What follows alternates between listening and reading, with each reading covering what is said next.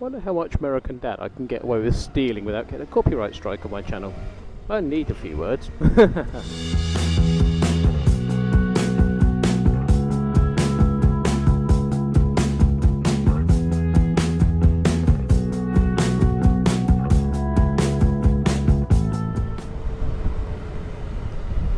Good morning, good evening, whatever it is, wherever you are, YouTube. So, nice sort of cloudy-ish, still fairly warm, but cloudy-ish morning here in Buckinghamshire, in the Milton Keynes home of Moon Concrete. But yeah, just a quick little errand. I'm on the way out to go and get some petrol, and I need some wine. I like wine. So I've been watching a load of other motovloggers this morning. I think everyone involved with motovlogging does the same thing. You always keep an eye on your peers and just enjoy motovlogging in general. That's why you start doing it yourself. And I was watching these videos, and there's two subjects that I think we touched upon before, but do come up, which show the divide, partly between American and European bikers, but also just some of the divides in biking in general. Now, I guess the American scene's big enough. There are enough people riding bikes in the States that can kind of be divided into camps a little bit more, into tribes, for want of a better term. But it was the sports guy bikes talking crap about Harleys, the Harley riders talking crap about sports bikes, people that ride in shorts and t-shirt going on about all the gear, all the time brigade, saying they're the safety police, and guys that wear all the gear calling guys without gear squids and all this sort of thing. And there's quite a lot of mudslinging. And you may notice on the video I had a little ride on a Harley, well, Friday as it happens at the time this video is shot. I'm not exactly sure when I'm going to put this one in rotation, but yeah, a couple of days ago I had my first ride on a Harley. And whether it's part of the UK culture, which is a little bit more inclusive because we are a smaller group in the UK, or for whatever reason, I was enormously welcomed by everyone around. There was absolutely no animosity. I rocked up on a sports bike in a one-piece Power Rangers suit, and they were still perfectly open, very, very nice.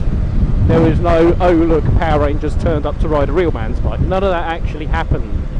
And it made me think, realistically, why do we do this? You know, it's like, can't we just simply accept that even if someone's not riding what you want to ride, it's all biking, which is all good? Why do we need to have these divides? Why do we need to separate ourselves up into little tribes? And it happens all over the world with all sorts of things. A perfect example was certain areas of the UK have had quite a bit of immigration and things like that. People say, oh, well, they separate themselves into their own communities and don't integrate. And half the time this is being said from expat Brits sat in their little British communities in Spain, and they do it without seeing any of the irony whatsoever. I think we all need the company and surroundings of like-minded people and like-minded types, but there has to be a limit. You have to accept that there will be different people of different types around you, and to my mind there's just no sense in segregating it. So for me it was quite nice to ride the Harley just to get an appreciation of what it is, because there's always got to be something in it. Now, when a guy chooses or a girl chooses a sports bike as opposed to a cruiser or, you know, whatever they're riding, there is something about that bike that's appealed to them. Now, if you can't say anything decent, you know, maybe somewhat better just to keep your opinion to yourself, because when you're attacking them, said, oh, look at that bearded fat bloke on his Harley with his 8-hangers, you're attacking his choices and somehow implying that his choices are less worthy than your own. Now, equally saying, oh, what are you, some Rotherby Rossi in a one-piece suit on a sports bike?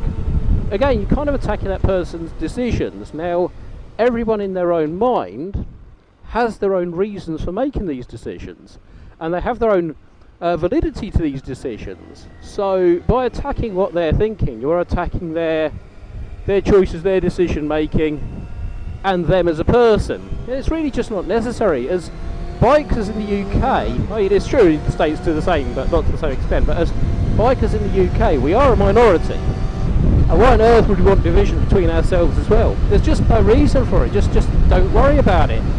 So I think it's just going to be a lot better if you just don't, you don't kind of talk down other people's choices.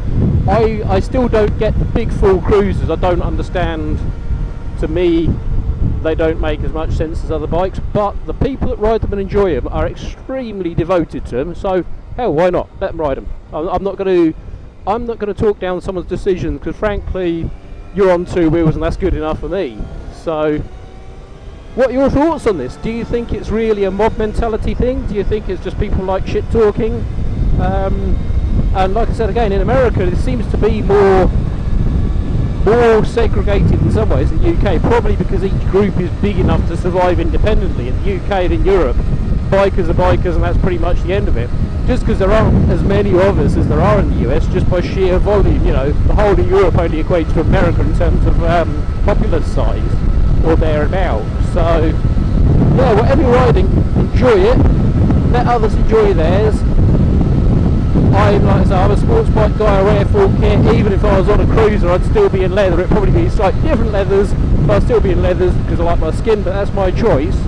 Equally, I do somewhat understand there is an inverse logic there, that if you're somewhere like Florida, wearing full leather might not be feasible, and the heat and heat exhaustion and discomfort might be just as big a risk in some respects as not wearing any kit at all. So, there's always a secondary argument. Some people might just feel so much more comfortable not wearing anything, they'd rather take the risk, and if they have an accident, they understand the risk, and that's entirely down to them. But it's not me, but if it's them, let them be them. But, it's all part of this wonderful thing we call biking. So what do you ride and how do you dress? Do you go in for all the kit? Do you ride a sports bike? Do you ride a cruiser? Do you like the kit that's designed to not look like kit? Do you wear the Kevlar jeans, which are designed not to look like bike wear at all, and do so very discreetly? Or do you, like me, just put a full one-piece suit on because it offers you the best protection and is actually extremely comfortable on the bike, particularly in temperate climates like the one we have in the UK? So hit the like and subscribe button, let me know what you think, and we'll speak to you soon.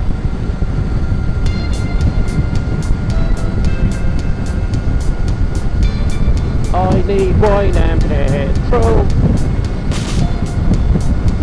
Not in the same container though.